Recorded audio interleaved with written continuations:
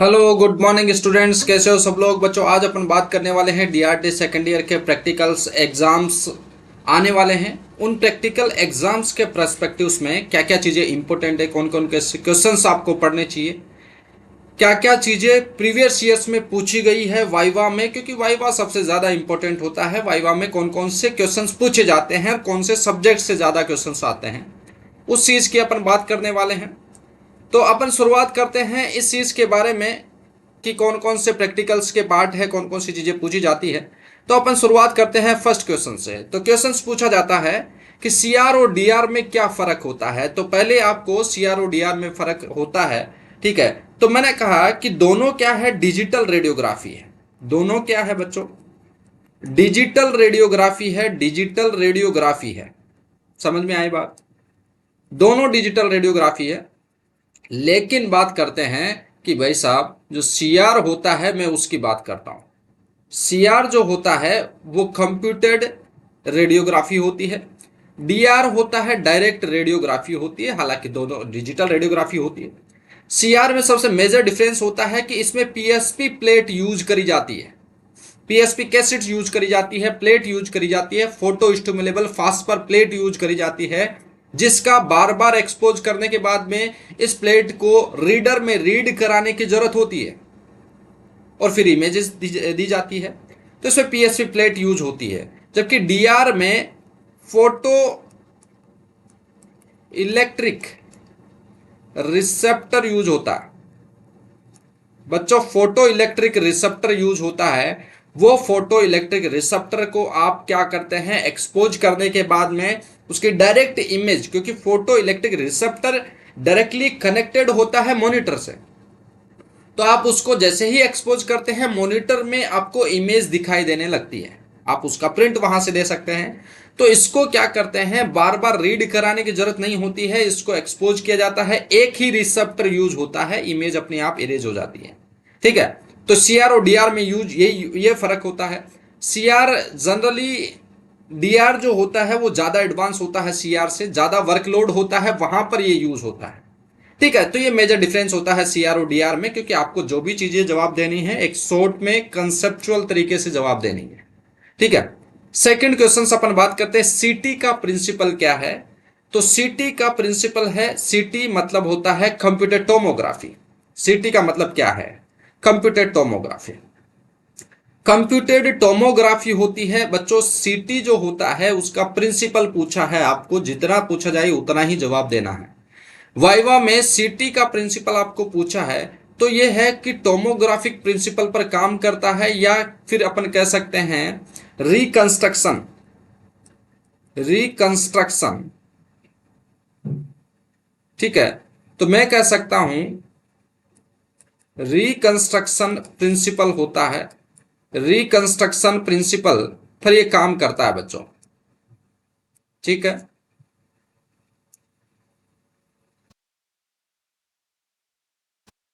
Reconstruction principal पर काम करता है। अब रिकंस्ट्रक्शन कैसे किया जाता है, तो मैंने कहा कि कोई भी इमेज होती है उस इमेज को अलग अलग डायरेक्शन से, मल्टीपल डायरेक्शन से, कोई भी इमेज, कोई भी ऑर्गन होता है उसको अलग अलग डायरेक्शन से एक्सपोज किया जाता है, मल्टी डायरेक्शन से एक्सपोज किया जाता है। एक्सरे इमेज होती है, एक्सरे होता है भाई, इसमें भी सिटी में भी एक्सरे यूज करते हैं, मल्टी डायरेक्शन से एक्सपोज किया जाता है, मल्टी डायरेक्शन से एक्सपोज किया जाता है और मल्टी सेक्शनल इमेजेस ली जाती है। काफी सारे सेक्शंस या काफी सारे लेयर्स होते हैं, यानी कि पिक्सल और वॉक्सल, इसमें पिक्सल और वॉक्सल यूज करे जाते हैं। पिक्सल यानी कि 2D इमेज होती है, ये 3D इमेज होती है। ऐसे काफी सारे, जैसे मेरे को क्रॉस सेक्शनल इमेज होती है, तो क्रॉस सेक्शन पर कितने पिक्सल आ रहे हैं, कितने वॉक्सल आ रहे हैं, उनका रिकंस्ट्रक्शन किया जाता है। और बच्चों ये मैथमेटिकल रिकंस्ट्रक्शन होता है, मैथमेटिकल रिकंस्ट्रक्शन होता है। मैथमेटिकल रिकंस्ट्रक्शन होता है किसके द्वारा, कंप्यूटर के द्वारा। तो मैथमेटिकल रिकंस्ट्रक्शन होता है कंप्यूटर के द्वारा और इमेजेस बनाई जाती है। तो ऐसे इस तरह से ये इमेजेस बनाई जाती है, किसमें, सीटी में इमेज होती है, ठीक है। तो मैं कहूंगा सीटी में एक्सपोज करने के बाद में रिकंस्ट्रक्शन होता है, कंप्यूटराइज्ड रिकंस्ट्रक्शन होता है। और इस तरह से टोमोग्राफिक अलग अलग टोमोग्राफिक प्लेन से इमेजेस बनाई जाती है। ठीक है, तो सीटी का ये प्रिंसिपल होता है बच्चों। फिर बात करते हैं अपन सीटी नंबर क्या होता है बच्चों। सीटी नंबर की बात करते हैं तो मैं कहूंगा सीटी नंबर काफी इंपॉर्टेंट होता है सीटी में। और सीटी नंबर क्या होता है, एक रिलेटिव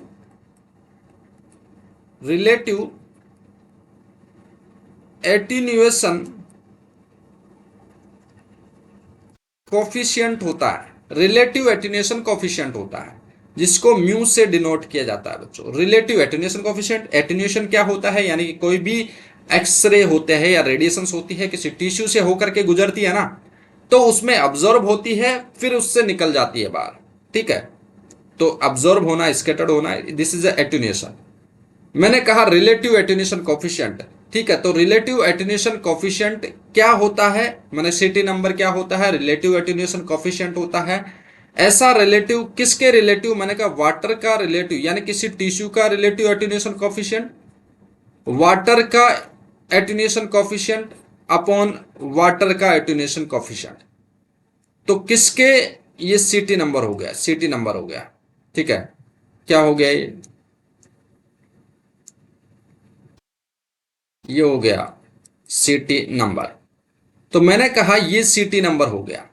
तो ये सीटी नंबर हो गया कि किसी टिश्यू का एटीन्यूएशन कोफिशिएंट होता है वाटर के एटीन्यूएशन कोफिशिएंट के रिलेटिव में कितना है। ठीक है, तो इसी को सीटी नंबर बोला जाता है। हर टिश्यू का अलग अलग सीटी नंबर होता है। ठीक है, ये सीटी में काफी, सीटी स्कैन जो होता है उसमें काफी इंपॉर्टेंट होता है सीटी नंबर।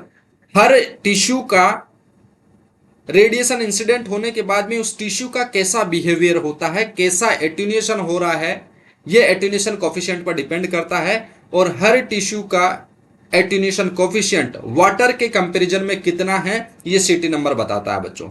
बस आपको इतना ही जवाब देना होता है सीटी नंबर के साथ। नेक्स्ट क्वेश्चंस की बात करता हूं मैं। एमआरआई क्या है। ठीक है, एमआरआई का प्रिंसिपल क्या है। तो पहली बात तो यह है कि एमआरआई का प्रिंसिपल जो है वो NMR, nuclear magnetic resonance, NMR principle पर बेस्ड होता है, ये ध्यान रखना है। ठीक है, एनएमआर प्रिंसिपल पर बेस्ड होता है, न्यूक्लियर मैग्नेटिक रेजोनेंस प्रिंसिपल, इस प्रिंसिपल पर बेस्ड होता है। एनएमआर प्रिंसिपल पर बेस्ड होता है एमआरआई। एनएमआर प्रिंसिपल क्या होता है भाई, क्योंकि बॉडी में न्यूक्लियाई होते हैं काफी सारे, यानी कि मैंने कहा 70% क्या होता है भाई बॉडी में, पानी होता है। 70% पानी होता है। ठीक है, उसमें से 80% क्या होते हैं, हाइड्रोजन एटम होते हैं। हाइड्रोजन एटम यानी कि प्रोटॉन होते हैं। प्रोटॉन यानी कि हाइड्रोजन न्यूक्लियाई होता है। जब ये हाइड्रोजन न्यूक्लियाई का यूज किया जाता है, इसमें हाइड्रोजन न्यूक्लियाई कैसे बिहेव करता है, जब इसको मैग्नेटिक फील्ड में रखते हैं, मैग्नेटिक फील्ड में रखते हैं इस हाइड्रोजन एटम को, तो ये अलग बिहेव करने लगता है। ये हाइड्रोजन न्यूक्लियाई में क्या होता है, ट्रांजिशन होने लगता है। ट्रांजिशन यानी कि ट्रांजिशन का मतलब यह है कि हाइड्रोजन न्यूक्लियाई जो होता है उसके वो हायर एनर्जी स्टेट से लोअर एनर्जी स्टेट से हायर एनर्जी स्टेट में जाने लगता है। यानी कि उसमें उसके जो प्रोटॉन्स होते हैं उसमें क्या होता है, ट्रांजिशन होने लगता है, जिसको क्या बोला जाता है बच्चों, रेजोनेंस। जिसको क्या बोलते हैं, रेजोनेंस बोलते हैं। ठीक है ना, रेजोनेंस बोला जाता है। यानी कि हाइड्रोजन किसी भी बॉडी को अगर मैग्नेटिक फील्ड में रखेंगे उसके न्यूक्लियाई में ट्रांजिशन होने लगता है, यानी कि रेजोनेंस होने लगता है। ये जो न्यूक्लियाई जो ट्रांजिशन हो रहा है, जिसमें ये न्यूक्लियाई जो होता है, ये resonance, resonating nuclei RF frequency produce करता है, रेडियो फ्रीक्वेंसी प्रोड्यूस करते हैं। रेडियो फ्रीक्वेंसी प्रोड्यूस करता है, इस रेडियो फ्रीक्वेंसी का यूज किया जाता है बच्चों। ठीक है, ये रेडियो फ्रीक्वेंसी प्रोड्यूस करता है, हर जगह अलग अलग रेडियो फ्रीक्वेंसी होगा। ठीक है, तो ये एमआरआई जो होता है किस प्रिंसिपल पर काम करता है, यानी कि मैंने मैग्नेटिक फील्ड रखा और मैग्नेटिक फील्ड्स में रखने के बाद में, ठीक है, उसमें जो न्यूक्लियाई होते हैं वो न्यूक्लियाई, वो प्रोटॉन्स, वो अलग अलग बिहेव करने लगते हैं, आरएफ फ्रीक्वेंसी प्रोड्यूस करने लगते हैं उसमें रेजोनेंस होने के बाद में। ठीक है, इसी प्रिंसिपल को न्यूक्लियर मैग्नेटिक रेजोनेंस बोला जाता है। यानी कि मैग्नेटिक फील्ड में रखने के बाद में रेजोनेंस होता है किसमें, न्यूक्लियाई में, इसलिए न्यूक्लियर मैग्नेटिक रेजोनेंस प्रिंसिपल बोलते हैं इसको। तो MRI nuclear magnetic resonance principle पर बेस्ड होता है। बस इतना जवाब देना आपको। नेक्स्ट क्वेश्चन पूछा जा सकता है कि सीटी और एमआरआई में फर्क क्या होता है भाई साहब। तो देखिएगा सीटी और एमआरआई में फर्क क्या होता है। सीटी और एमआरआई में, सीटी में मेजर फर्क क्या होता है, इसमें एक्सरे यूज होते हैं भाई। एमआरआई में रेडिएशन यूज नहीं होती है, इसमें मैग्नेटिक फील्ड यूज होता है। क्या यूज होता है बच्चों? मैग्नेटिक फील्ड यूज होता है। इसमें एक्सरे प्रोड्यूस एक्सरे यूज होते हैं, और एक्सरे यूज होते हैं सीटी में, हाई एनर्जी वाले एक्सरे प्रोड्यूस होते हैं, हाई एनर्जी वाले एक्सरे यूज होते हैं इसमें। ठीक है, इसमें ये ज्यादातर बोन्स के लिए किया जाता है, बोन फ्रैक्चर्स, बोन की डेंसिटी देखने के लिए किया जाता है सीटी। जबकि एमआरआई जो किया जाएगा ना बच्चों, वो किसके लिए किया जाता है? एमआरआई वो सॉफ्ट टिश्यू के लिए किया जाएगा। किसके लिए? सॉफ्ट टिश्यू के लिए किया जाता है। सीटी जो होता है वो कम एक्सपेंसिव होता है, जबकि एमआरआई जो होता है वो ज्यादा एक्सपेंसिव होता है। ठीक है, हालांकि ये radiation, no radiation hazard, radiation hazards नहीं होता है इसमें। इसमें बच्चों सीटी में रेडिएशन हैजार्ड्स होता है। ठीक है, सीटी में क्या होता है? रेडिएशन हैजार्ड्स, मतलब रेडिएशंस होती है इसमें। ठीक है, तो सीटी और एमआरआई में ये फर्क होता है बच्चों, समझ में आया? फिर बात करते हैं अपन सोनोग्राफी का प्रिंसिपल क्या होता है। पहली बात तो ये है, तो मैंने कहा सोनोग्राफी का प्रिंसिपल क्या होता है। ठीक है, और डॉपलर अल्ट्रासाउंड क्या होती है, किसके लिए की जाती है। तो पहले बात यह है कि अल्ट्रासाउंड की बात हो रही है कि सोनोग्राफी क्या होता है, अल्ट्रासाउंड क्या होती है। ठीक है, इसमें क्या होता है बच्चों? Piezo electric effect, piezo electric effect होता है। पीजो इलेक्ट्रिक इफेक्ट पर, प्रिंसिपल पर काम करती है ये, या पीजो इलेक्ट्रिक प्रिंसिपल पर काम करती है। Piezo electric principle, piezo electric principle पर काम करती है ये। सोनोग्राफी में क्या होता है बच्चों? एक प्रोब यूज करते हैं। सोनोग्राफी में एक प्रोब यूज होती है, उस प्रोब में अल्ट्रासाउंड प्रोड्यूस होती है। वो अल्ट्रासाउंड कैसे प्रोड्यूस होती है? मैंने कहा कि इसमें पीजो इलेक्ट्रिक मटेरियल यूज होता है। Piezo electric material, piezo electric material इसमें यूज होता है। जब इस पीजो इलेक्ट्रिक मटेरियल पर मैं प्रेशर अप्लाई करता हूं, या पोटेंशियल डिफरेंस अप्लाई करता हूं, या इलेक्ट्रिक पोटेंशियल अप्लाई करता हूं, इलेक्ट्रिक पोटेंशियल अप्लाई करता हूं मैं इस पर, या प्रेशर, मैकेनिकल प्रेशर अप्लाई करता हूं, तो इस पीजो इलेक्ट्रिक मटेरियल में अपोजिट सरफेस से क्या प्रोड्यूस होते हैं? अल्ट्रासाउंड प्रोड्यूस होती है, अपोजिट सरफेस। तो इसका प्रिंसिपल क्या है कि पीजो इलेक्ट्रिक मटेरियल ऐसा मटेरियल है जिस पर आप पोटेंशियल डिफरेंस या मैकेनिकल प्रेशर अप्लाई करते हैं तो अपोजिट साइड से अल्ट्रासाउंड प्रोड्यूस होती है। ठीक है, तो अल्ट्रासाउंड प्रोड्यूस होती है। इस इफेक्ट को ही पीजो इलेक्ट्रिक इफेक्ट बोलते हैं, पीजो इलेक्ट्रिक प्रिंसिपल बोला जाता है। ये पीजो इलेक्ट्रिक मटेरियल जो होता है वो क्या होता है? पीजो इलेक्ट्रिक मटेरियल जो होता है, ठीक है, वो लेड, जिरकोनेट, ट्राइटेनेट, ये ज्यादातर यूज किया जाता है। ये आर्टिफिशियल पीजो इलेक्ट्रिक मटेरियल होता है बच्चों। लेड, जिरकोनेट, ट्राइटेनेट यूज किया जाता है। लेड, जिरकोनेट, ट्राइटेनेट ये यूज किया जाता है बच्चों। और नेचुरली क्वार्ट्ज भी यूज किया जाता है। तो ज्यादातर दो पीजो इलेक्ट्रिक मटेरियल यूज करते हैं प्रोब में, ट्रांसड्यूसर में। तो ट्रांसड्यूसर में यूज किया जाता है। एक ट्रांसड्यूसर आपको पता है किस तरह से होता है? ये ट्रांसड्यूसर होता है बच्चों, ये आप देख सकते हैं। इसको क्या बोलते हैं? ट्रांसड्यूसर बोला जाता है। ये ट्रांसड्यूसर, ठीक है, दिखाई दे रहा है आपको ट्रांसड्यूसर?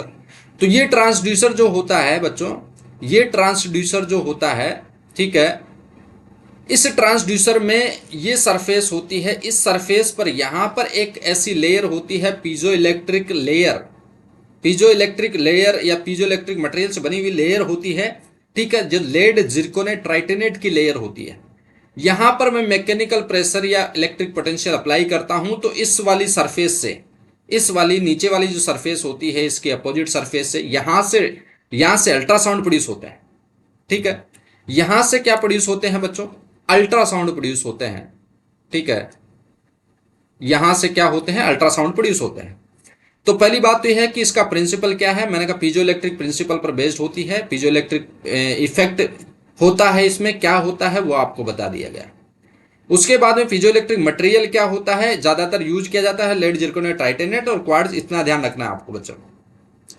फिर बात करते हैं डॉपलर अल्ट्रासाउंड।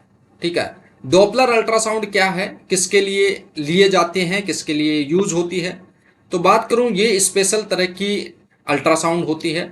इसमें क्या किया जाता है, इसमें क्या किया जाता है, ठीक है, ये ज्यादातर किसके लिए की जाती है, मैंने कहा कि मोशन ऑब्जेक्ट्स के लिए की जाती है।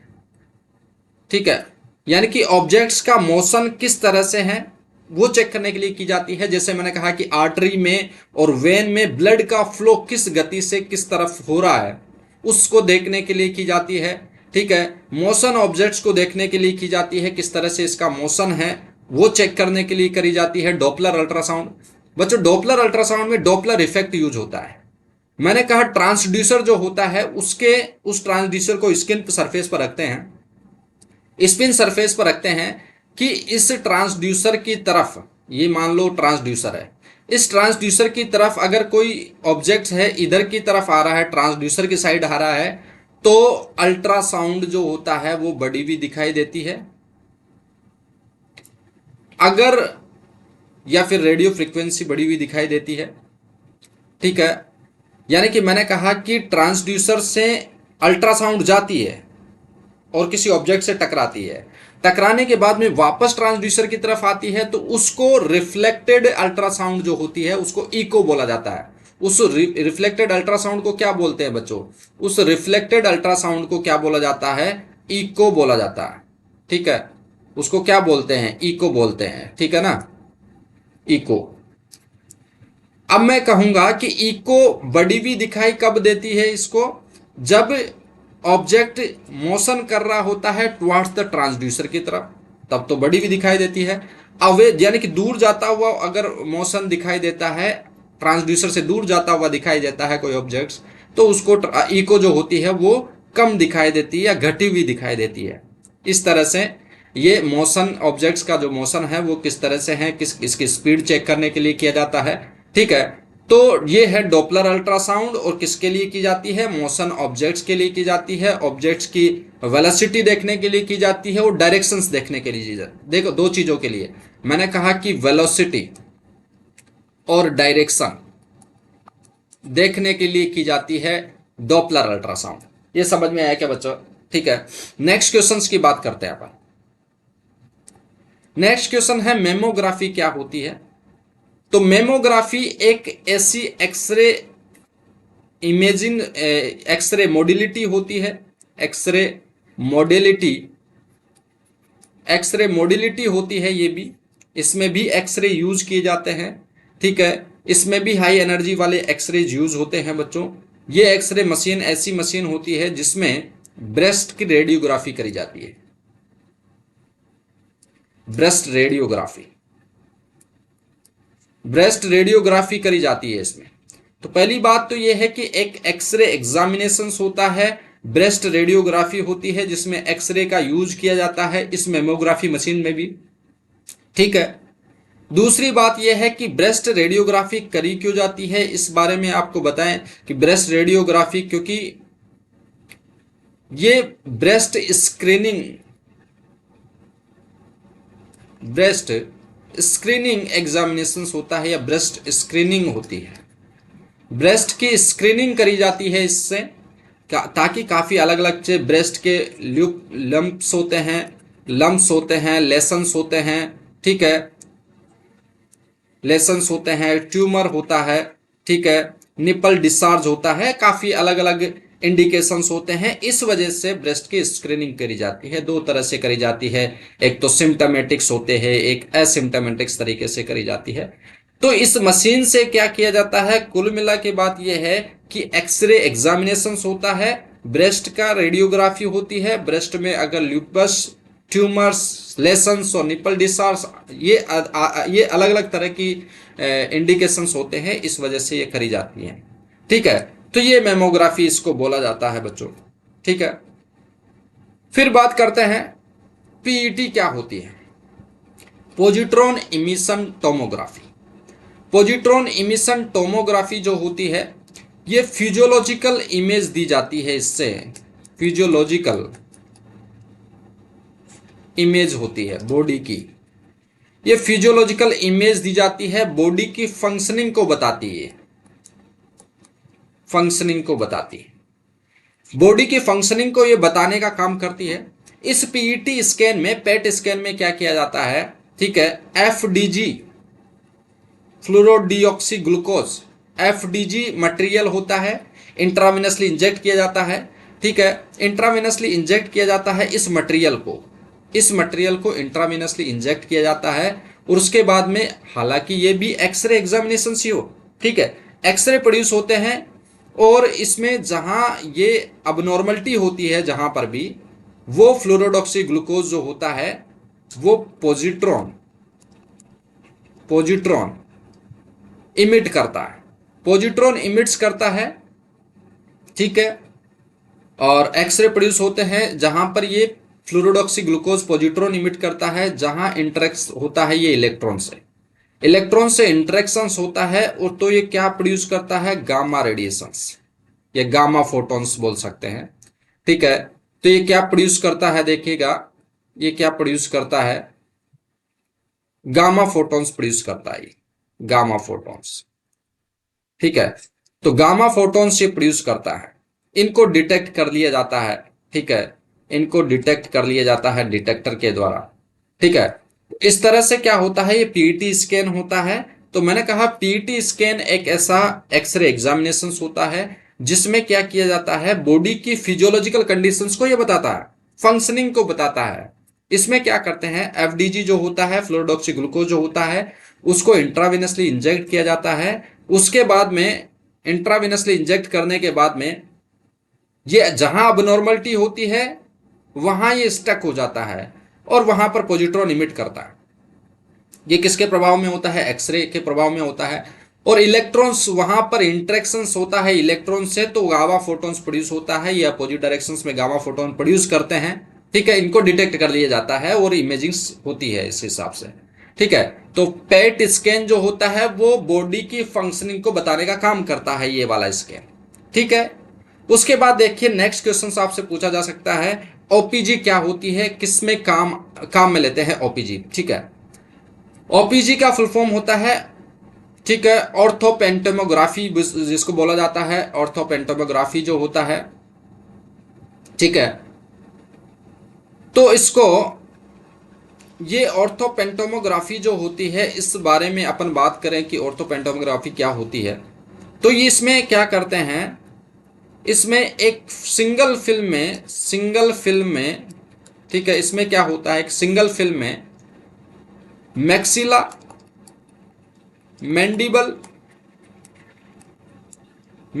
मैंडिबल टीथ के साथ में तीनों चीजें एक साथ अपने को दिखाई देती है इन ए सिंगल फिल्म, ठीक है। तो इस रेडियोग्राफी में किसका इमेजिंग किया जाता है, मैक्सिला, मैंडिबल और टीथ, तीनों का इमेजिंग किया जाता है। इंडिकेशंस क्या है, क्यों किया जाता है बच्चों, ये किया क्यों जाता है, अगर फ्रैक्चर्स होता है, फेशियल बोन में फ्रैक्चर्स होता है, मैक्सिला और मैंडिबल में फ्रैक्चर्स होता है, डिसलोकेशंस होता है, ठीक है, इसको देखने के लिए किया जाता है। तो ये इमेजिंग होता है ओपीजी, जो ऑर्थोपेंटोमोग्राफी जो होती है, वो मैंडिबल, मैक्सिला और टीथ तीनों एक फिल्म में दिखाई देता है, ठीक है। फ्रैक्चर, डिसलोकेशंस ये देखने के लिए किया जाता है। तो ये भी एक्सरे इमेजिंग्स होती है, अलग अलग डायरेक्शंस में इमेजेस ली जाती है। इसमें क्या है, रेसिप्रोकल प्रिंसिपल पर ये काम करता है हालांकि ये, ठीक है, लेकिन आपको इतना नहीं बताना है। ओपीजी आपसे पूछा जाएगा कि एक ऐसी सिंगल फिल्म में सारी इमेज ली जाती है, मैक्सिला, मैंडिबल और टीथ के साथ में इमेजेस होती है, फ्रैक्चर्स, डिसलोकेशंस, अबनॉर्मलिटी देखने के लिए ये किया जाता है ओपीजी, ठीक है। इसमें क्या होता है कि रेसिप्रोकल मोमेंट्स होता है, यानी कि एक ऑर्गन, ठीक है, जो फेस होता है उसके चारों तरफ ये मशीन जो होती है, या जो ये एक्सपोजर होता है, इसमें क्या होता है कि एक तरफ तो एक्सपोजर मशीन होती है, ठीक है, दूसरी तरफ रिसेप्टर होता है, ये ऐसे घूमते हैं, ठीक है, ये इस तरह से घूमता है, ठीक है। तो ये इस तरह से क्लॉकवाइज एंटी क्लॉकवाइज ये घूमता है और एक्सपोज करता है। और ओपीजी ये फिल्म ये बनाता है, मैंडेला और मैक्सिबल और टीथ, ये सारी इमेजेस एक फिल्म में दिखाई देती है। ठीक है, तो इस तरह से ये काम में लेते हैं। इस तरह से मैक्सिला, मैंडिबल और टीथ तीनों चीजों को एक साथ इमेज में अपन देखते हैं तो ओपीजी फिल्म में ये दिखाई देती है। नेक्स्ट क्वेश्चन है, कोबाल्ट थेरेपी में कौन सा सोर्स यूज लेते हैं, कौन सी एनर्जी काम में लेते हैं। मैंने कहा कोबाल्ट थेरेपी ये टेलीथेरेपी होती है, यानी कि एक डिस्टेंस पर रख करके इमेजेस करी जाती है। एक टेलीथेरेपी मशीन होती है कोबाल्ट थेरेपी। ठीक है, कोबाल्ट थेरेपी एक टेलीथेरेपी मशीन होती है। सोर्स कौन सा यूज करते हैं, और भाई इसमें कोबाल्ट सोर्स यूज किया जाता है, कोबाल्ट सोर्स यूज करते हैं। कोबाल्ट सोर्स यूज करते हैं, रेडियो आइसोटोप्स है कोबाल्ट। कोबाल्ट का क्या होता है बच्चों, कोबाल्ट का निकल में क्या होता है, डिसइंटीग्रेशन होता है। कोबाल्ट निकल में टूटता है और इस डिसइंटीग्रेशन के दौरान क्या निकलते हैं, बीटा पार्टिकल निकलते हैं। ध्यान देना भाई, बीटा पार्टिकल निकलते हैं और गामा रेडिएशंस निकलती है। गामा रेडिएशंस ज्यादा निकलती है, इसलिए अपन कह सकते हैं कि इसमें यूज आने वाली एनर्जी, मैक्सिमम जो एनर्जी होती है वो गामा रेडिएशंस ही होती है, जिसका एनर्जी जो होता है वो 1.17 मेगा इलेक्ट्रॉन वोल्ट और 1.33 मेगा इलेक्ट्रॉन वोल्ट। ठीक है, यानी कि इसका एवरेज एनर्जी की मैं बात करूं तो वो कितना होता है, 1.25 मेगा इलेक्ट्रॉन वोल्ट। कितना होता है भाई, 1.25। तो 1.25 मेगा इलेक्ट्रॉन वोल्ट इसकी गामा रेडिएशंस की एनर्जी होती है। ठीक है, गामा रेडिएशंस ही इसमें जनरली यूज होता है। ज्यादातर ये किस लिए काम में लेते हैं, मैंने कहा डीप सीटेड ट्यूमर के लिए, डीप सीटेड ट्यूमर के लिए यूज होती है भैया। समझ में आया। ठीक है, तो ये है कोबाल्ट थेरेपी मशीन्स। तो कोबाल्ट थेरेपी मशीन्स में कोबाल्ट सोर्स होता है जिसका डिसइंटीग्रेशन होता है, और उस कोबाल्ट सोर्स से गामा रेडिएशंस निकलती है जिसका ट्यूमर का ट्रीटमेंट करने में इसका यूज होता है बच्चों। जिसकी एनर्जी कितनी होती है गामा रेडिएशंस की, average energy 1.25 mega electron volt होती है, बस इतना बताना। फिर बात करते हैं लीनेक। लीनेक को लीनियर एक्सेलरेटर भी बोला जाता है। इसको लीनेक को क्या बोला जाता है, लीनियर एक्सेलरेटर बोला जाता है। इसमें सोर्स के रूप में क्या काम में लेते हैं और किसमें काम आती है। पहली बात तो यह है कि लीनियर एक्सेलरेटर ये भी ठीक है, टेलीकोबाल्ट थेरेपी, टेलीथेरेपी है। टेलीथेरेपी दो जनरली है, कोबाल्ट और लीनेक एक्सेलरेटर। कोबाल्ट में अपन कोबाल्ट सोर्स यूज कर लिया, लीनेक एक्सेलरेटर का सब लोग फंसते हैं इसमें। लीनियर एक्सेलरेटर में बच्चों क्या किया जाता है, इसमें एक एक्सेलरेटिंग स्ट्रक्चर्स होती है जिसमें इलेक्ट्रॉन को एक्सेलरेट कराया जाता है माइक्रोवेव की ठीक है प्रेजेंस में। माइक्रोवेव एनर्जी होती है, माइक्रोवेव एनर्जी की प्रेजेंस में इलेक्ट्रॉन को एक्सेलरेट कराया जाता है, और इलेक्ट्रॉन को एक्सेलरेट कराया जाता है तो इसमें एनर्जी ली जाती है, या तो इसके बीच में टारगेट लिया जाता है, या तो टारगेट होता है, या फिर इसको इलेक्ट्रॉन बीम के रूप में ऐसे ही निकाल दिया जाता है। अगर टारगेट होगा तो ये इससे टकराने के बाद में हाई एक्सेलरेटिंग इलेक्ट्रॉन्स टारगेट से टकराता है तो एक्सरे प्रोड्यूस होते हैं, अपन ने देखा है भाई। ठीक है, तो या तो इसमें एक्सरे बनाते हैं अपन, या इसमें इलेक्ट्रॉन बीम, अगर टारगेट नहीं रखेंगे तो इलेक्ट्रॉन बीम ही मिल जाएगी अपने को। तो इस लीनियर एक्सेलरेटर में दो तरह की एनर्जी अपने को मिलती है। एक तो मिलता है एक्सरे मोड, एक मिलता है बच्चों इलेक्ट्रॉन बीम मोड। तो इसमें सोर्स के रूप में दो तरह की एनर्जी अपने को मिली, एक तो एक्सरे और एक इलेक्ट्रॉन बीम। दोनों का यूज सेपरेट किया जाता है, अलग अलग तरह से यूज किया जाता है। एकमात्र ऐसी रेडियोथेरेपी की मशीन होती है जिसमें दो तरह की एनर्जी होती है, एक तो होती है एक्सरे और एक होती है इलेक्ट्रॉन बीम।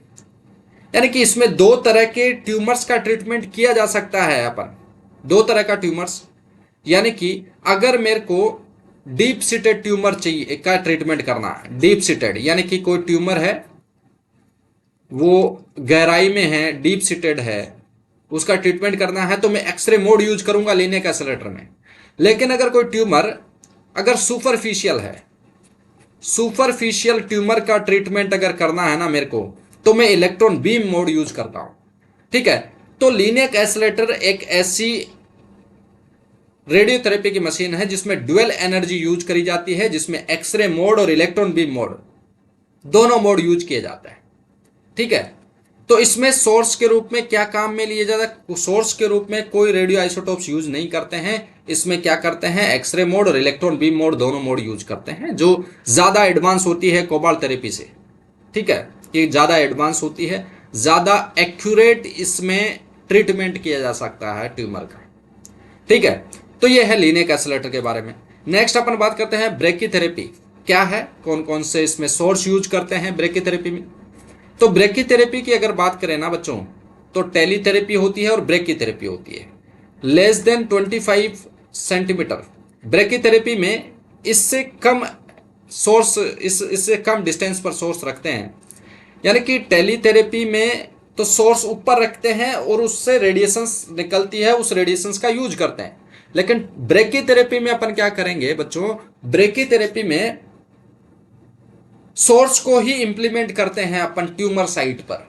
सोर्स को ट्यूमर साइट पर इंप्लीमेंट करते हैं, सोर्स को ट्यूमर सरफेस पर रखते हैं, वो वहीं डिसइंटीग्रेट होगा, वहीं रेडिएशन डिलीवर करता है ट्यूमर को और उससे ट्रीटमेंट होता है।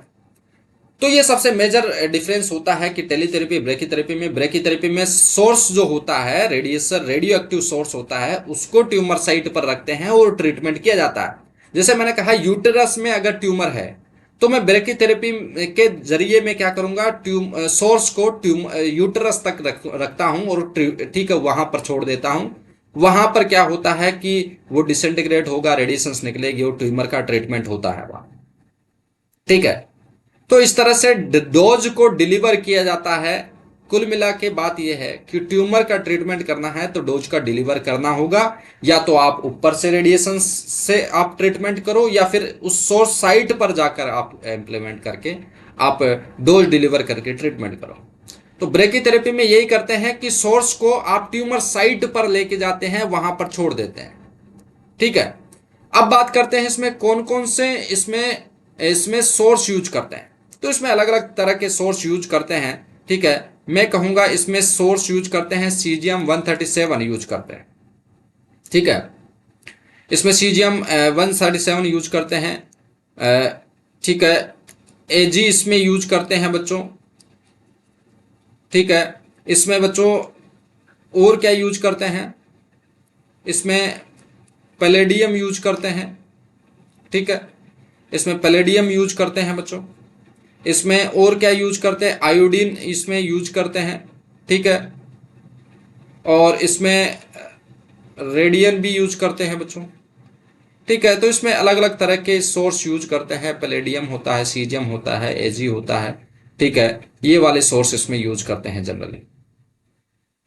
ठीक है, और इन सोर्स को एप्लीकेटर होते हैं, उन एप्लीकेटर के जरिए इंसर्ट किया जाता है ट्यूमर साइट पर।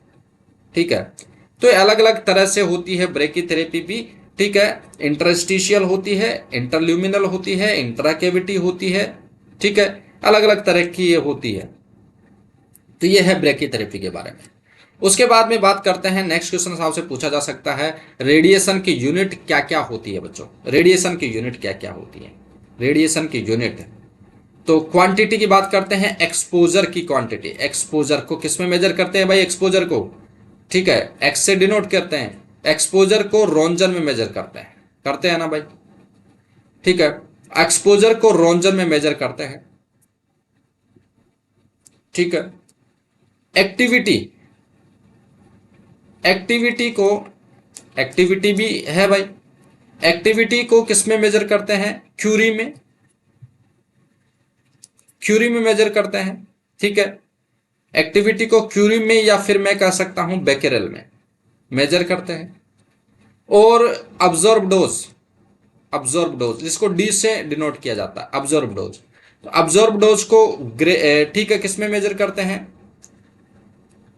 ग्रे में मेजर करते हैं।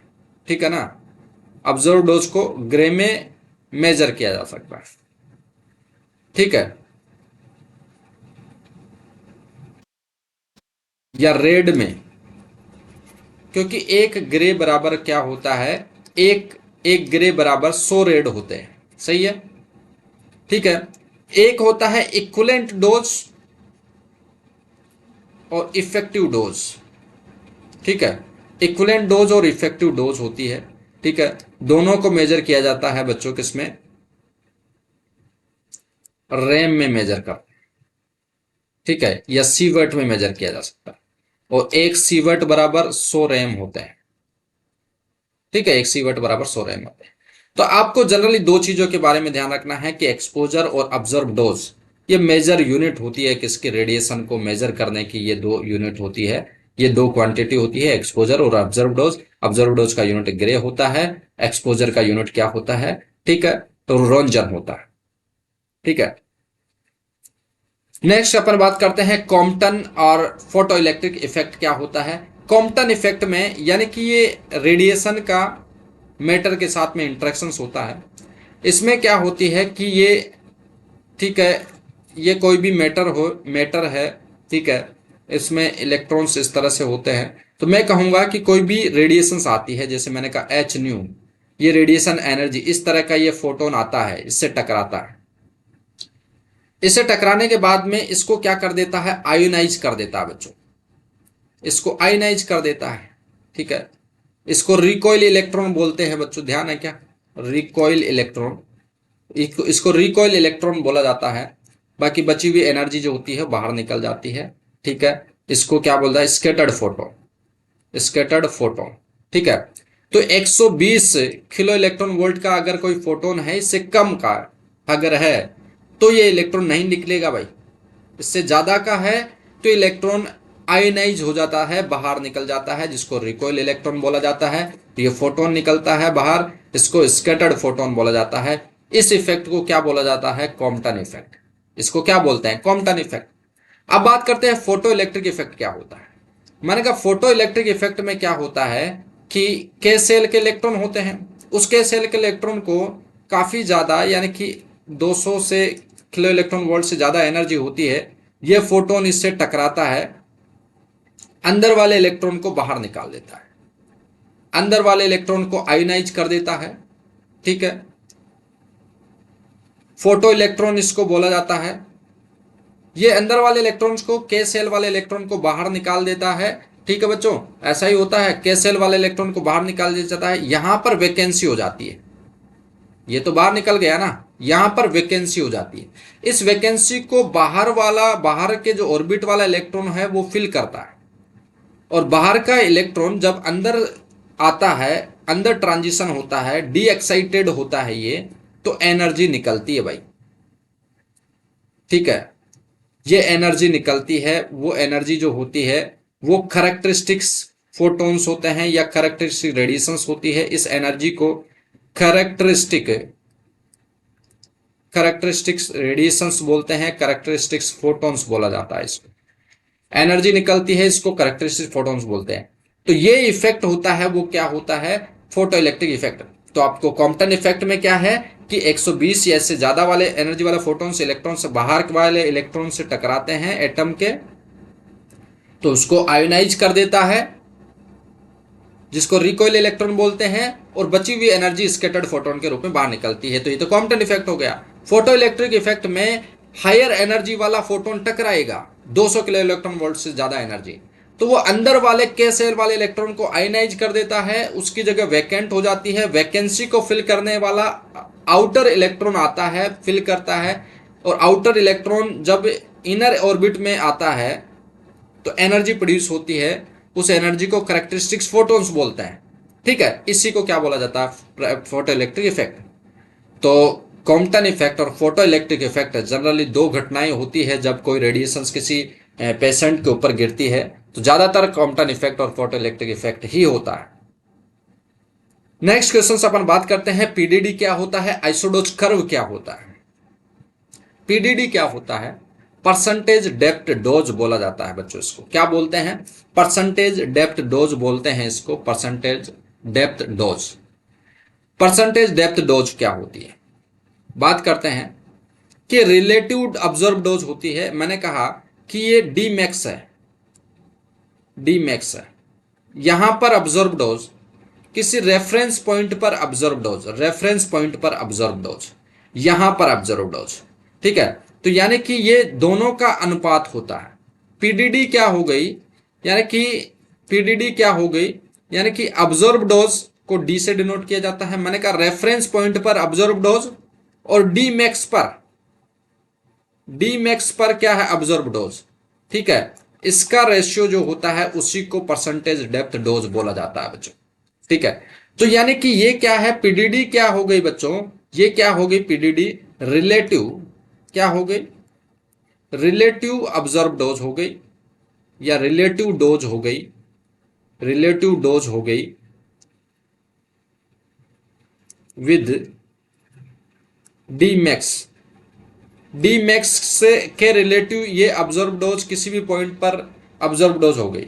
ठीक है, यानी कि डी मैक्स पर यानी कितनी डेप्थ पर कितनी डोज है, उसके कंपैरिजन में रिलेटिव रेफरेंस पॉइंट पर कितनी डोज है, इसी को क्या बोला जाता है, पीडीडी बोला जाता है।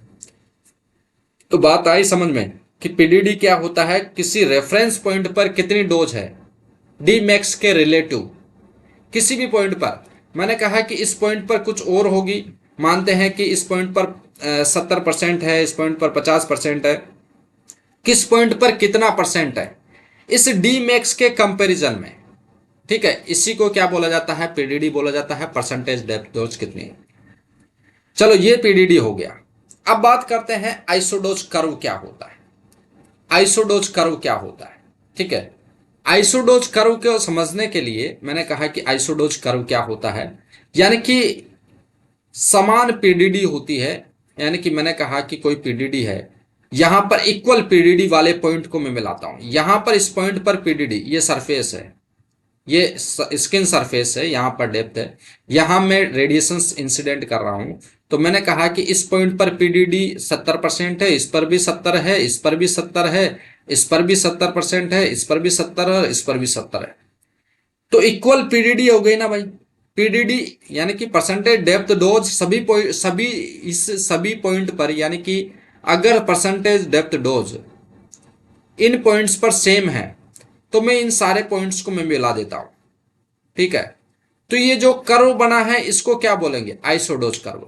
आइसोडोज कर्व का मतलब ये है कि इस कर्व पर आने वाले जितने भी पॉइंट है ना, सबका पीडीडी सेम है, सबका परसेंटेज डेप्थ डोज सेम है। तो इक्वल पीडीडी वाले पॉइंट्स को अगर मैं मिला लेता हूं तो उसको आइसोडोज कर्व बोला जाता है भाई। ठीक है, तो ये है आइसोडोज कर्व।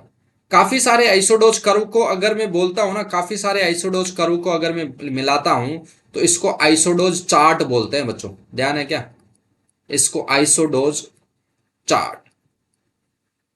ठीक है, तो इसका मतलब यह है कि पीडीडी सेम इक्वल पीडीडी वाले पॉइंट्स को मैं मिलाता हूं तो आइसोडोज कर्व बनते हैं, और काफी सारे आइसोडोज कर्व को अगर मिलाता हूं तो आइसोडोज चार्ट बनते हैं। ये समझ में आया क्या। ठीक है, नेक्स्ट क्वेश्चंस पे चलते हैं अपन। टीएलडी और फिल्म बेज के बारे में बताइए। तो टीएलडी के बारे में आप क्या जानते हैं बच्चों, टीएलडी और फिल्म बेज जो है दोनों ही रेडिएशन मेजरिंग डिवाइस होती है, रेडिएशन का मेजरमेंट्स करती है। ठीक है, टीएलडी जो होता है वो थर्मोल्यूमिनेसेंट डोजीमीटर होता है। टीएलडी के बारे में अपन बात करते हैं, टीएलडी थर्मोल्यूमिनेसेंट डोजीमीटर होता है। ठीक है, इस टीएलडी में दो चीज होती है, टीएलडी कार्ड और टीएलडी कैसेट। टीएलडी कार्ड और TLD cassette. TLD cassette card जो होता है उसमें डिस्क होती है बच्चों, कितनी डिस्क होती है, मैंने कहा 3 डिस्क होती है। कैल्शियम सल्फेट डिस्पोजियम डाइटेफ्लॉन से बनी हुई 3 डिस्क होती है, 3 डिस्क होती है, कुछ इस तरह से डिस्क होती है, आपको पता है बच्चों। ये 3 डिस्क होती है ये इस कार्ड के ऊपर। ठीक है, इस कार्ड के ऊपर ये 3 डिस्क होती है, ये माउंटेड होती है, और तीनों डिस्क एक एक सीक्वेंस में माउंटेड होती है। ये इस तीनों का मटेरियल सेम होता है, यानी कि टीएल मटेरियल, थर्मोल्यूमिनेसेंट मटेरियल बोलते हैं इसको, टीएल मटेरियल बोलते हैं। क्या बोलते हैं इसको, टीएल मटेरियल। टीएल मटेरियल से बनी होती है। ठीक है, इसके ऊपर क्या होता है बच्चों, ये हो गया टीएल डिस्क हो गई। ठीक है, मैंने कहा इसके ऊपर क्या होता है, फिल्टर होता है, फिल्टर होता है। ये कैसेट जो होती है उस कैसेट पर फिल्टर होते हैं, कितने फिल्टर होते हैं, मैंने कहा 3 फिल्टर होते हैं। इस तरह से 3 फिल्टर होते हैं इसके ऊपर। ऊपर वाला जो होता है वो एक तो होता है मेटेलिक फिल्टर, एक होता है प्लास्टिक फिल्टर, एक होता है ओपन फिल्टर। मेटेलिक फिल्टर होता है, ये फिल्टर क्या करते हैं, अलग अलग रेडिएशंस होती है उसको डिवाइड कर देते हैं, सेपरेट कर देते हैं और डिस्क पर गिरती है। तो मैंने कहा कि ऊपर वाली डिस्क पर, जैसे मैंने कहा कि ये मेटेलिक फिल्टर है, ठीक है, मेटेलिक फिल्टर है, यानी कि यहां पर जो गुजरेगी वो रेडिएशंस, वो हाई एनर्जी वाली रेडिएशंस गुजरेगी इससे, तो इस वाली डिस्क पर ये गिरेगी, इस वाली डिस्क पर गिरती है तो केवल हाई एनर्जी वाली मिलेगी। ठीक है, प्लास्टिक फिल्टर जो होता है उससे, इससे कम एनर्जी वाली गिरती है, इससे ओपन फिल्टर्स में सारी तरह की एनर्जी वाली रेडिएशंस आकर गिरती है। तो फिल्टर का मतलब इतना ही है कि अलग अलग तरह की रेडिएशंस को सेपरेट कर देता है। वो रेडिएशंस कहां गिरती है, इस टीएल डिस्क के ऊपर गिरती है। इस टीएल डिस्क पर रेडिएशंस गिरने के बाद में इसमें क्या होता है कि एक्साइटेशंस होता है। इन टीएल मटेरियल में क्या होता है, इलेक्ट्रॉन्स हायर एनर्जी स्टेट से लोअर एनर्जी स्टेट्स में चले जाते हैं, इलेक्ट्रॉन्स, एक्साइटेशंस होता है। फिर इसको रीड करवाया जाता है रीडर में, रीड करवाई जाता है, इस टीएलडी कार्ड को रीडर में रीड करवाया जाता है और इससे ये जब हायर एनर्जी स्टेट में जा रखे होते हैं तो लोअर एनर्जी स्टेट में आते हैं तो एनर्जी प्रोड्यूस करते हैं। और सारी टीएल डिस्क में अलग अलग तरह की एनर्जी मिलती है, उस हिसाब से कैलकुलेट कर लेते हैं कि कौन सी डिस्क में कितनी एनर्जी मिली है। ठीक है, तो इस तरह से इसका मेजरमेंट किया जाता है। तो थर्मोल्यूमिनेसेंट डोजीमीटर होता है, ये थर्मोल्यूमिनेसेंस प्रिंसिपल पर काम करता है। थर्मोल्यूमिनेसेंस का मतलब है, इस मेन चीज क्या है, ये डिस्क है बच्चों। इस डिस्क पर जैसे ही एक्सरे गिरते हैं, जैसे ही किसी भी तरह की रेडिएशंस गिरती है, इसमें क्या होता है, इलेक्ट्रॉन्स लोअर एनर्जी स्टेट से हायर एनर्जी स्टेट में चले जाते हैं, वैलेंस बैंड से कंडक्शन बैंड में चले जाते हैं। जब इसको रीड कराया जाता है तो ये वापस अपने एनर्जी स्टेट में आते हैं, ग्राउंड स्टेट में आते हैं, तो एनर्जी प्रोड्यूस करते हैं। किस डिस्क में कितनी एनर्जी है, इस हिसाब से कैलकुलेट कर लिया जाता है कि टीएलडी डिस्क में कितने रेडिएशन से एक्सपोज हुआ है। ये इस तरह से टीएलडी का रीड किया जाता है। ठीक है, तो ये टीएलडी का मतलब ये है कि ये रेडिएशन डोजीमेट्रिक डिवाइस होती है, पर्सनल डोजीमेट्रिक डिवाइस होती है ये। ठीक है, चेस्ट टीएलडी जनरली यूज होते हैं। तो ये टीएलडी का ये है, ये टीएलडी का खेल हो गया। अब बात करते हैं फिल्म बेज के बारे में। अब फिल्म बेज जो होता है ना बच्चों, तो फिल्म बेज जो होता है वो भी पर्सनल डोजीमेट्रिक डिवाइस होती है। फिल्म बेज जो होता है, इसमें बात करें तो इसमें फिल्टर्स होते हैं। ठीक है, इसमें तो डिस्क होती है और ऊपर क्या होता है, 3 फिल्टर्स हो गए। इसमें डिस्क की जगह क्या होता है, एक रेडियोग्राफिक फिल्म होती है बच्चों। एक रेडियोग्राफिक क्या होती है, फिल्म होती है। इस रेडियोग्राफिक फिल्म होती है ये सेंसिटिव रेडियोग्राफिक फिल्म होती है। इस रेडियोग्राफिक फिल्म में ऊपर की तरफ फिल्टर्स होते हैं। रेडियोग्राफिक फिल्म हो गई, अब इसकी कवरिंग भी तो होगी, तो कवरिंग में फिल्टर्स होते हैं। वो फिल्टर क्या हो गए बच्चों, ये 6 फिल्टर्स यूज होते हैं। इसमें कितने फिल्टर्स होते हैं, 6 फिल्टर्स यूज होते हैं। तो फिल्म बेज में 6 फिल्टर और एक रेडियोग्राफिक फिल्म यूज होती है। और ये रेडियोग्राफिक फिल्म का जो साइज होता है 3x4 सेंटीमीटर स्क्वायर होता है। ठीक है, तो रेडियोग्राफिक फिल्म होती है। इस रेडियोग्राफिक फिल्म जो होती है उसमें 6 फिल्टर्स होते हैं। ठीक है, फर्स्ट फिल्टर ये होता है, दूसरा ये होता है, तीसरा ये होता है, चौथा फिल्टर ये होता है, पांचवा ये होता है और छठा ये होता है। फर्स्ट फिल्टर जो होता है वो ओपन फिल्टर होता है बच्चों। सेकंड फिल्टर होता है वो प्लास्टिक फिल्टर होता है। ठीक है, प्लास्टिक फिल्टर होता है ये। थर्ड फिल्टर होता है वो कैडमियम फिल्टर होता है, कैडमियम। ठीक है, ये होता है थिन कॉपर फिल्टर। कौन सा, थिन कॉपर। पांचवा फिल्टर होता है वो होता है थिक कॉपर फिल्टर। ठीक है, थिक कॉपर फिल्टर। छठा फिल्टर होता है वो लेड फिल्टर होता है, लेड फिल्टर। इस तरह से अलग अलग फिल्टर्स होते हैं। और मैंने कहा ओपन फिल्टर में हर तरह की एनर्जी जाती है, ज़्यादातर इसमें अल्फा फोटॉन्स, अल्फा पार्टिकल्स जाते हैं। जो सेकंड वाला फिल्टर्स होता है जिसमें प्लास्टिक फिल्टर होता है उसमें बीटा पार्टिकल्स आपको देखने को मिलेंगे। ठीक है, कैडमियम वाला जो फिल्टर्स होता है उसमें थर्मल न्यूट्रॉन्स देखने को मिलते हैं। थिन कॉपर जो वाला होता है उसमें लो एनर्जी वाले एक्सरे फोटॉन्स देखने को मिलते हैं। पांचवा जो फिल्टर्स होता है उसमें कौन से, हाई एनर्जी वाले एक्सरे फोटॉन्स देखने को मिलते हैं। लेड वाले में कौन से फोटॉन्स देखने को मिलते हैं, गामा रेडिएशंस देखने को मिलती हैं। तो आपको ये ध्यान रखना है वेज फिल्टर में स्पेशली, फिल्टर कौन कौन से यूज होते हैं। मैंने कहा 6 फिल्टर्स यूज होते हैं, ठीक है। पहला होता है ओपन फिल्टर, दूसरा होता है प्लास्टिक फिल्टर, तीसरा जो होता है वो कैडमियम फिल्टर होता है, चौथा होता है वो थिन कॉपर होता है, पांचवा होता है थिक कॉपर होता है, और छठा होता है लेड फिल्टर होता है, ठीक है।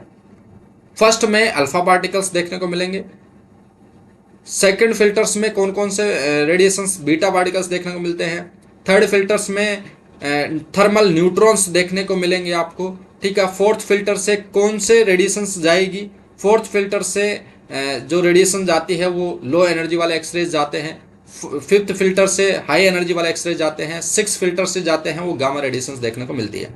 इन फिल्टर से अलग अलग तरह की रेडिएशंस जाती है और इस वाली फिल्म पर गिरती है। इस वाली फिल्म को क्या करती है, एक्सपोज करती है। एक्सपोज करती है तो इस फिल्म पर 6 अलग अलग तरह की डेंसिटी देखने को मिलती है, 6 अलग अलग तरह की डेंसिटी देखने को मिलती है, और इस 6 अलग अलग तरह की डेंसिटी को डेंसिटोमीटर से मेजर कर दिया जाता है और उससे कैलकुलेट किया जाता है कि कौन सी रेडिएशंस कितनी होगी, ठीक है। इस तरह से फिल्म बेज का रीड होता है। ये हो गया टीएलडी, ये हो गया फिल्म बेज। इस तरह से आपको ये पढ़ना है। नेक्स्ट क्वेश्चन आपसे पूछा जाता है फिल्टर और कोलिमेटर में क्या फर्क है, फिल्टर कोलिमेटर क्या काम आते हैं। तो मैंने कहा फिल्टर की बात करें तो फिल्टर तो अपन ने देखा ही है, फिल्टर क्या होता है। जनरली जो फिल्टर्स बने होते हैं एल्यूमिनियम प्लस कॉपर से बने होते हैं, एल्यूमिनियम कॉपर से बने होते हैं ज्यादातर फिल्टर्स, ठीक है। एल्यूमिनियम कॉपर से फिल्टर्स बने होते हैं। ये फिल्टर्स क्या करते हैं, लो एनर्जी वाले फोटॉन्स होते हैं, लो एनर्जी वाले फोटॉन्स होते हैं, उनको क्या करते हैं बच्चों, रोकने का काम करते हैं, उनको अब्जॉर्ब करने का काम करते हैं। लो एनर्जी वाले एक्सरे फोटॉन्स होते हैं, उनको ऑब्जर्व करने का काम करते हैं, ये फिल्टर्स होते हैं। लो एनर्जी वाले एक्सरे फोटोन को ऑब्जर्व करेंगे, इसका मतलब हाई एनर्जी वाले को जाने देते हैं, यानी कि ये क्वालिटी बढ़ाने का काम करते हैं भाई। जो फिल्टर होते हैं बीम की क्वालिटी बढ़ाने का काम करते हैं, यानी कि ये क्या करेंगे, बीम की क्वालिटी को बढ़ाने का काम करेंगे, पेसेंट डोज को कम करते हैं, स्कैटर रेडिएशंस को कम करते हैं, इमेज की क्वालिटी को भी बढ़ाने का काम करते हैं। तो फिल्टर्स का ये मेजर काम होता है। अब बात करते हैं कोलिमेटर की। कोलिमेटर में क्या होता है बच्चों, कोलिमेटर में आपने देखा होगा एक्सरे ट्यूब के बाहर भी एक कोलिमेटर होता है जिसमें एक बल्ब लगा होता है। क्या लगा होता है भाई, बल्ब होता है। बल्ब के साथ साथ में इसमें, ठीक है, 2 मेटेलिक ब्लॉक्स होते हैं, 2 पेयर ऑफ मेटेलिक ब्लॉक्स होते हैं, 2 पेयर ऑफ मेटेलिक ब्लॉक्स होते हैं कुछ इस तरह से, ठीक है। 2 मेटेलिक ब्लॉक्स होते हैं और क्या बनाते हैं, फील्ड साइड बनाते हैं, फील्ड साइज बनाने का काम करते हैं, फील्ड साइज। तो फील्ड साइज को अगर सेट करना है तो कोलिमेटर की मदद लेनी पड़ेगी। यानी कि ये फील्ड साइज, यानी कि स्किन के ऊपर कोलिमेटर क्या करता है कि स्किन के ऊपर वो शेप बना देता है, ऐसी स्क्वायर और रेक्टेंगुलर शेप ज्यादातर ये बनाता है, स्क्वायर और रेक्टेंगुलर शेप बनाता है, यानी कि इसी एरिया में रेडिएशंस गिरने वाली है, ठीक है। तो ये बीम को या रेडिएशंस को मैनेज करने का काम करता है, यानी कि फील्ड साइज को ये घटाने बढ़ाने का, फील्ड साइज को ये मेंटेनेंस करने का ये काम करता है। तो ये काम होता है बच्चों कोलिमेटर का काम होता है, ठीक है। तो ये हो गया फिल्टर और ये हो गया कोलिमेटर। उसके बाद बात करते हैं बच्चों आईवीपी के बारे में। आईवीपी किसके लिए की जाती है और क्यों की जाती है, इस बारे में बात करें। अब बात करते हैं आईवीपी। तो पहली बात तो यह है कि आईवीपी किस लिए की जाती है। तो मैंने कहा जो आईवीपी करी जाती है वो किडनी के लिए की जाती है, किडनी की फंक्शनिंग के लिए की जाती है कि किडनी सही से फंक्शनिंग कर रही है या नहीं कर रही है। तो ये किडनी की फंक्शनिंग के लिए की जाती है। जितनी भी इन्वेस्टिगेशंस होती है ना बच्चों, उनकी मैं बात कर रहा हूं, देखिएगा। जितनी भी इन्वेस्टिगेशंस होती है उन इन्वेस्टिगेशंस में कॉन्ट्रास्ट मीडिया इंजेक्ट किया जाता है, और कॉन्ट्रास्ट मीडिया इंजेक्ट करते हैं इंट्राविनसली, ठीक है। तो कॉन्ट्रास्ट मीडिया आईवीपी की बात करें तो कॉन्ट्रास्ट मीडिया इंट्राविनसली इंजेक्ट किया जाता है। वो इंट्राविनसली इंजेक्ट करने के बाद में फिर इमेजिंग करी जाती है, फिर फ्लोरोस्कोपिक एग्जामिनेशन किया जाता है। फ्लोरोस्कोपिक एग्जामिनेशन किया जाता है, इमेजेस देखी जाती है, उसके बाद में ठीक है उसका ट्रीटमेंट किया जाता है। ठीक है, तो अपन बात कर रहे थे किस पर, आईवीपी पे बात कर रहा था कि आईवीपी जो होती है उस पर मैं बात कर रहा था बच्चों। तो आईवीपी पे अपन देख रहे थे कि आईवीपी में क्या होता है कि किडनी की फंक्शनिंग देखने के लिए की जाती है।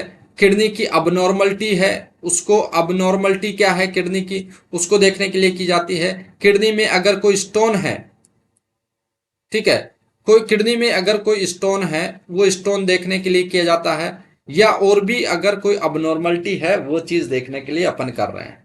ठीक है, एक्टोपिक किडनी है यानी कि किडनी सही से है, सही नहीं है। ठीक है, और ठीक है, किडनी की फंक्शनिंग सही है या नहीं है उसका शेप देखने के लिए किया जाता है। ठीक है, किडनी का शेप सही है या नहीं है। अगर कोई ट्यूमर है,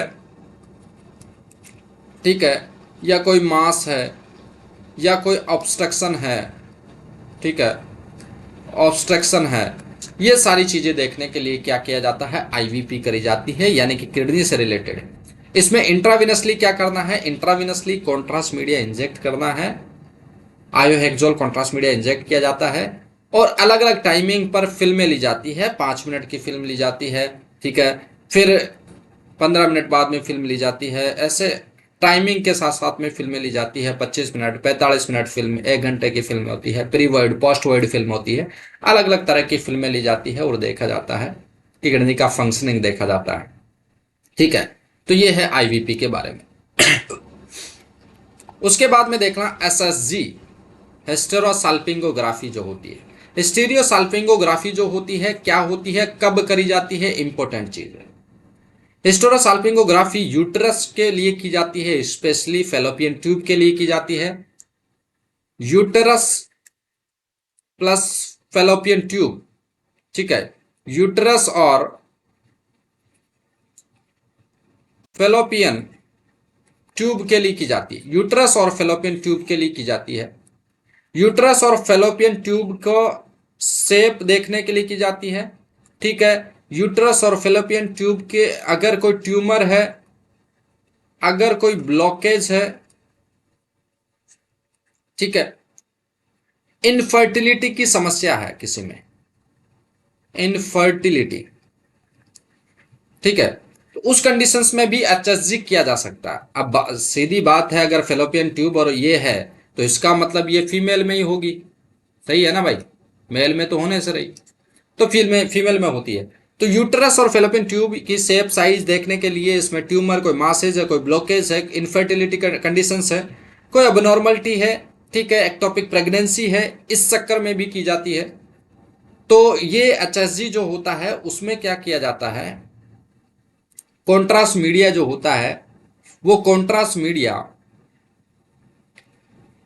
वेजाइना के थ्रू इंसर्ट किया जाता है। Contrast media into the uterus and fallopian tube, उसमें इंसर्ट किया जाता है, और कॉन्ट्रास्ट मीडिया इंसर्ट करने के बाद में फिर इमेजिंग करी जाती है, फिर फ्लोरोस्कोपिक एग्जामिनेशन किया जाता है। ठीक है, उसके बाद में फ्लोरोस्कोपिक एग्जामिनेशन किया जाएगा बच्चों।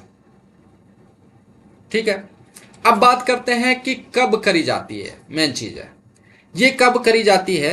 तो मैंने कहा कि 10 से 12 दिन या 8 से 10 दिन या 10 से 12 दिन, ठीक है, after menstrual cycle, after menstrual cycle, menstrual cycle, after menstrual cycle 10 से 12 दिन के भीतर ये करी जाती है। ठीक है, क्योंकि अलारा प्रिंसिपल में भी तो पढ़ा है अपन ने कि भाई साहब 8 से 10 दिन, 10 डेज लॉ में पढ़ा है कि इनिशियल 10 डेज होते हैं after menstrual cycle, initial 10 days में है आप एक्सरे कराना सेफ होता है।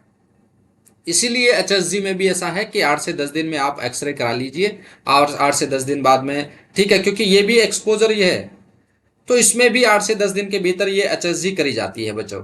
ठीक है, 10 डेज लॉ को देखते हुए ही ये जो फेज है ये डिसाइड किया गया है कि 8 से 10 दिन के भीतर एचएसजी की जाती है। कब की जाती है ये चीज क्लियर होती है यहाँ। नेक्स्ट क्वेश्चंस पर आते हैं अपन।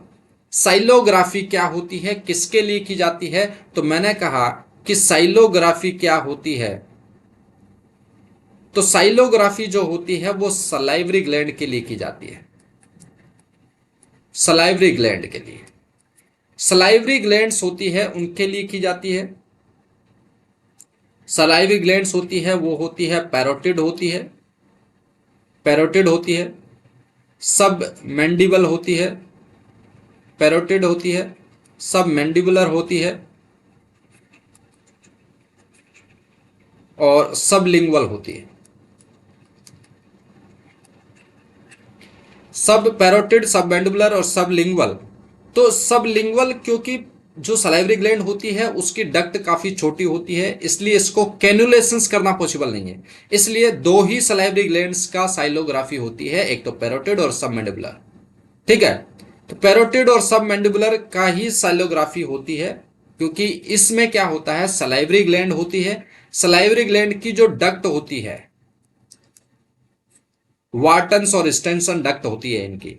ठीक है, तो इन डक्ट्स में अगर कोई ब्लॉकेज है, इन डक्ट्स में अगर कोई ब्लॉकेज है, कोई नैरोइंग है, स्ट्रक्चर जिसको बोला जाता है नैरोइंग, अगर ब्लॉकेज है, नैरोइंग है, ठीक है, या कोई फॉल्स पासेज है, कोई, ठीक है, अबनॉर्मलिटी है, कोजेनाइटल डिफेक्ट्स है, ठीक है, तो इन सारी अबनॉर्मलिटी को डिटेक्ट करने के लिए साइलोग्राफी करी जाती है। इसमें क्या किया जाता है बच्चों, सलाइवरी ग्लैंड्स होती है, उनकी जो डक्ट होती है उसको एक कैनुला जो होता है उन सलाइवरी ग्लैंड में इंसर्ट किया जाता है, उन डक्ट्स में इंसर्ट किया जाता है और फिर कॉन्ट्रास्ट मीडिया इंजेक्ट किया जाता है। कॉन्ट्रास्ट मीडिया इंजेक्ट करने के बाद में फिर फ्लोरोस्कोपिक एग्जामिनेशन किया जाता है।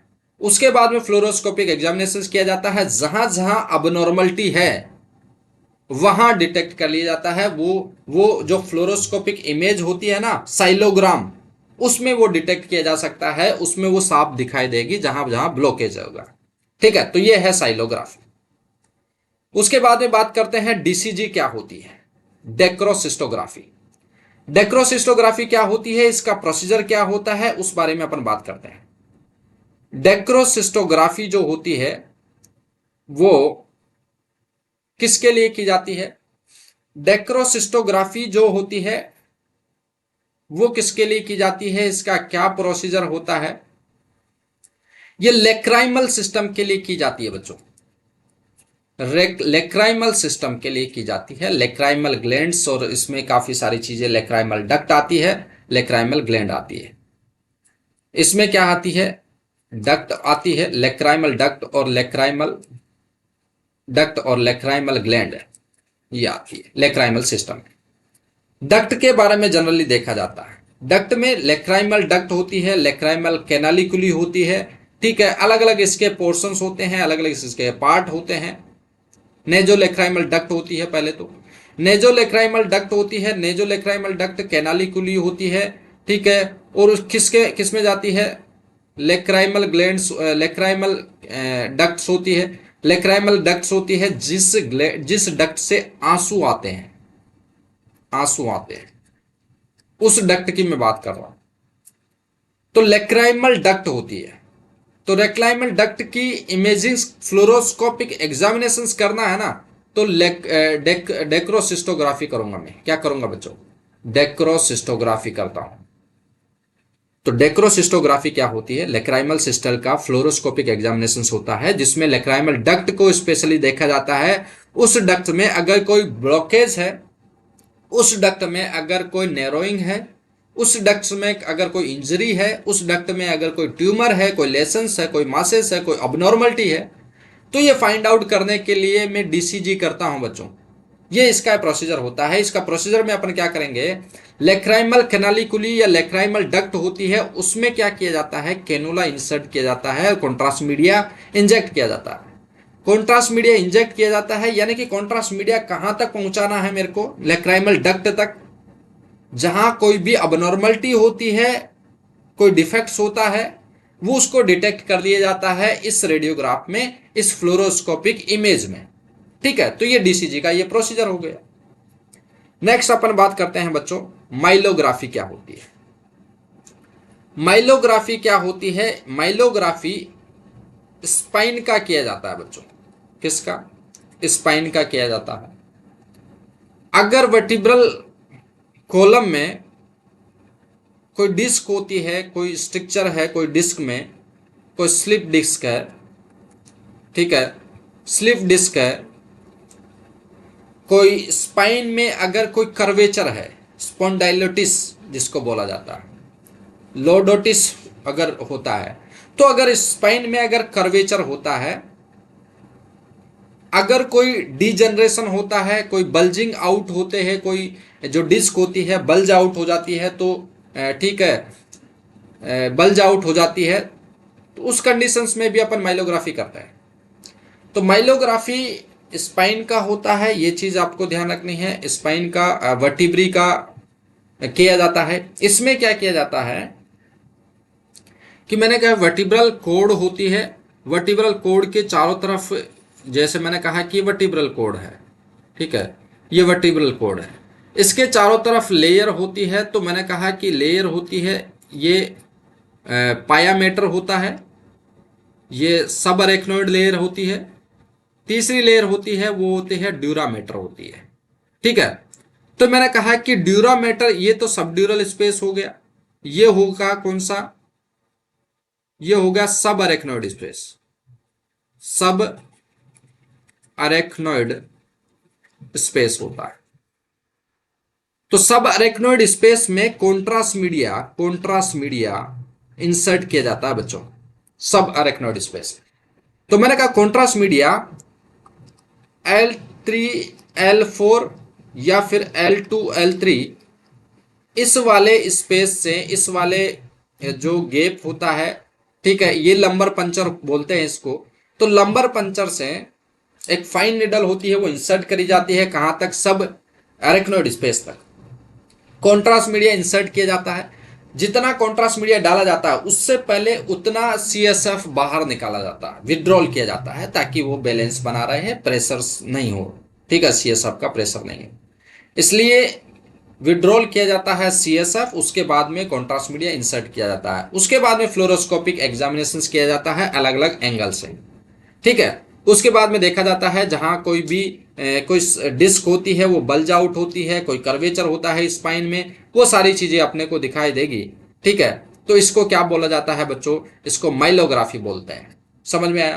तो माइलोग्राफी किसका होता है इसमें, ठीक है, क्या चीज करी जाती है, कहां पर कॉन्ट्रास्ट मीडिया इंसर्ट किया जाता है, ये चीज आपको ध्यान में रखनी है, ठीक है।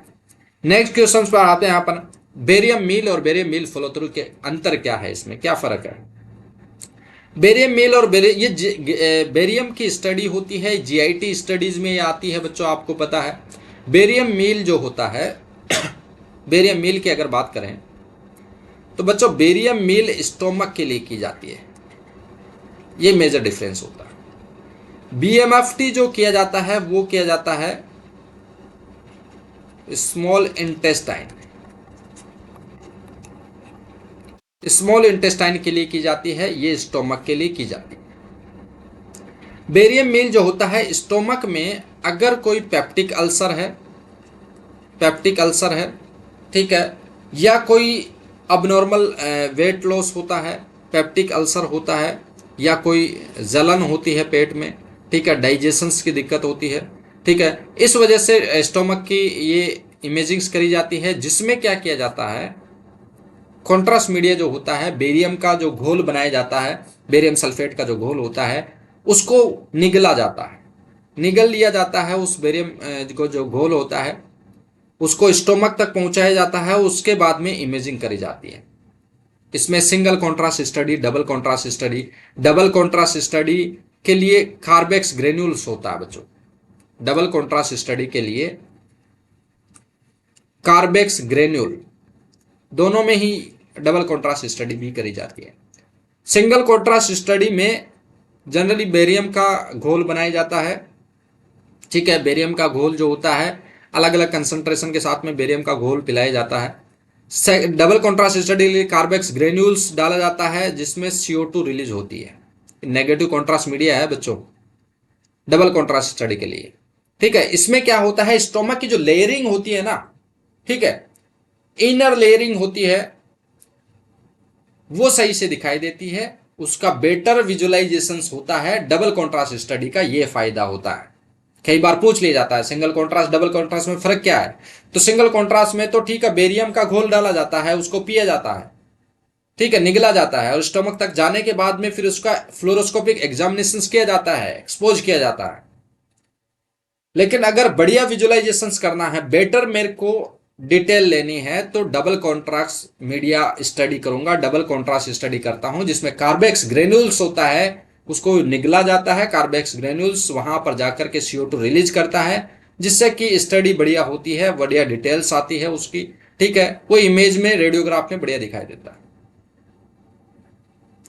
बेटर डिटेल लेने के लिए ऐसा किया जाता है। जबकि BMFT में क्या किया जाता है, स्मॉल इंटेस्टाइन के लिए किया जाता है। अगर माल न्यूट्रिशन होता है, यानी कि अगर अब्जॉर्प्शन कम हो रहा होता है, GIT ब्लीडिंग हो रही होती है, ठीक है, इस कंडीशंस में क्या किया जाता है, अगर एब्डोमिनल पेन होता है, इस कंडीशन में BMFT किया जाता है, ठीक है। तो BMFT जनरली किसके लिए किया जाता है, स्मॉल इंटेस्टाइन से रिलेटेड अगर कोई अबनॉर्मलिटी होती है उसको डिफाइन करना है तो BMFT करूंगा मैं। बेरियम मील फॉलो थ्रू बोलते हैं इसको। बेरियम मील फॉलो थ्रू के लिए भी वही बेरियम का घोल होता है, वो निगला जाता है और ठीक है, स्मॉल इंटेस्टाइन फिर डियोडिनम, स्मॉल इंटेस्टाइन तक वो पहुंचाया जाता है, स्टोमक और फिर स्मॉल इंटेस्टाइन वहां तक पहुंचाया जाता है, फिर अलग अलग डायरेक्शन से वो एक्सपोज किया जाता है। डबल कॉन्ट्रास्ट स्टडी के लिए इसमें भी वो कार्बेक्स ग्रेन्यूल ही लिया जाता है। बेटर स्टडी के लिए बेटर स्टडी के लिए किया जाता है, ठीक है। तो बेरियम मील और बेरियम मील फॉलो थ्रू में ये फर्क है। ये स्मॉल इंटेस्टाइन के लिए किया जाता है बेरियम मील फॉलो थ्रू, और बेरियम मील जो होता है वो स्टोमक के लिए किया जाता है, ठीक है बच्चों। उसके बाद नेक्स्ट अपन बात करते हैं कोरोनरी एंजियोग्राफी का प्रोसीजर क्या होता है। तो कोरोनरी एंजियोग्राफी जो होती है, पहली बात तो यह है कि कोरोनरी एंजियोग्राफी का मतलब क्या है। कोरोनरी आर्टरी की कोरोनरी आर्टरी, अब बात करते हैं कोरोनरी आर्टरी। हार्ट की आर्टरी है भाई, ये हार्ट की आर्टरी है, ठीक है ना, हार्ट की आर्टरी। अब मेरे को बात करनी है कि हार्ट की आर्टरी जो होती है कोरोनरी आर्टरी, अगर उसका एग्जामिनेशन करना है मेरे को, हार्ट की आर्टरी में अगर कोई ब्लॉकेज है, कोई नैरोइंग है, कोई फॉल्स पासेज जिसको फिस्टुला बोला जाता है वो है, ठीक है, या कोई ब्लॉकेज है, ठीक है, कोई भी डिफेक्ट्स होता है, अगर वो मेरे को देखना है तो कोरोनरी एंजियोग्राफी करूंगा। कोरोनरी एंजियोग्राफी कैसा किया जाता उसका प्रोसीजर के बारे में बात करते हैं। प्रोसीजर की अगर बात करें बच्चों, तो प्रोसीजर में क्या करूंगा मैं कि मैं कहूंगा कि आपको क्या करना है कि एक गाइड वायर होता है, उस गाइड वायर को मैं फीमोरल आर्टरी या ब्रेंकियल आर्टरी जो होती है, ब्रोंकियल आर्टरी जो होती है, फीमोरल आर्टरी से मैं इंसर्ट करता हूं। उस गाइड वायर को इंसर्ट करता हूं, और गाइड वायर को कहां तक इंसर्ट करता हूं, ये फ्लोरोस्कोपिक, या फिर मैं कहूं कि गाइड वायर जो होता है उसको मैं इंसर्ट करता हूं फ्लोरोस्कोपिक गाइडेंस से, और वहां तक इंसर्ट करता हूं कोरोनरी आर्टरी तक। फिर उस गाइड वायर के जरिए मैं कैथेटर इंसर्ट करता हूं। कैथेटर कहां तक पहुंचाता हूं मैं, वो गाइड वायर के जरिए कैथेटर को गाइड वायर के थ्रू में रन करता हूं। कहां तक पहुंचाता हूं मैं, ठीक है, उस गाइड वायर जहां तक वो खत्म होता है कोरोनरी आर्टरी तक, वहां तक मैं कैथेटर पहुंचाता हूं। फाइन कैथेटर होता है, ठीक है। फिर मैं क्या करता हूं, उस गाइड वायर को बाहर निकाल देता हूं। बाहर निकालने के बाद में फिर क्या करते हैं, कॉन्ट्रास्ट मीडिया इंसर्ट करते हैं भाई उस कैथेटर के जरिए। कॉन्ट्रास्ट मीडिया कहां तक छोड़ दिया जाता है, मैंने कहा वो कॉन्ट्रास्ट मीडिया कोरोनरी आर्टरी तक पहुंचाया जाता है। कोरोनरी आर्टरी तक कॉन्ट्रास्ट मीडिया पहुंचाया जाता है। उसके बाद में अलग अलग तरह से, अलग अलग एंगल से, अलग अलग डायरेक्शन से, अलग अलग प्लेन से इमेजिंग करी जाती है, फ्लोरोस्कोपिक एग्जामिनेशन किया जाता है, ठीक है। जहां भी कोई भी अबनॉर्मलिटी होती है उसको फाइंड आउट कर लिया जाता है। तो इसका प्रोसीजर क्या है कि गाइड वायर इंसर्ट करना, फिर कैथेटर इंसर्ट करना, और फिर उसके बाद में गाइड वायर को बाहर निकालना, फिर कॉन्ट्रास्ट मीडिया इंजेक्ट करना, और उसके बाद में इमेजिंग करना, ठीक है। तो कोरोनरी एंजियोग्राम आती है। कोरोनरी एंजियोग्राम का विजुअलाइजेशन किया जाता है, अलग अलग तरह से उसको देखा जाता है, ठीक है, और देखा जाता है कि कहां पर ब्लॉकेज है, कहां पर अबनॉर्मलिटी होती है, उसको फाइंड आउट कर लिया जाता है। इस तरह से कोरोनरी एंजियोग्राफी का ये प्रोसीजर होता है और जितनी भी एंजियोग्राफी होती है उसका यही सेम प्रोसीजर होता है बच्चों। तो इस तरह से ये क्या होता है, कोरोनरी एंजियोग्राफी का ये प्रोसीजर होता है।